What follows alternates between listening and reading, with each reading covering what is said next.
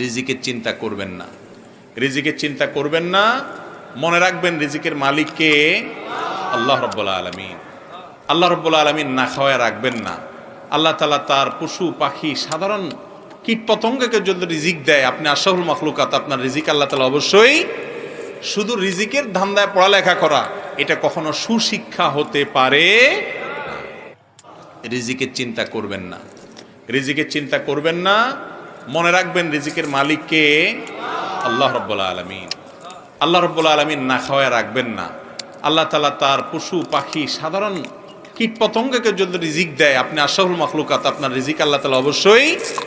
শুধু রিজিকের ধান্দায় পড়ালেখা করা এটা কখনো সুশিক্ষা হতে পারে না।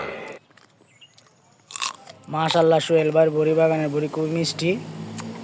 খাইছি, উনি দাওয়াত দিছিল, গেছি, খাইছি, তো ভালো লাগছে। তো উনি বড়ি বিক্রি প্রায় শেষ, আপনারা চাইলে নিতে পারেন, উনি পাইকারি বিক্রি করে দেয়। শাবাশ বেটা। আর উনি খুব পরিশ্রমী মানুষ, ওনার জন্য দোয়া করবেন।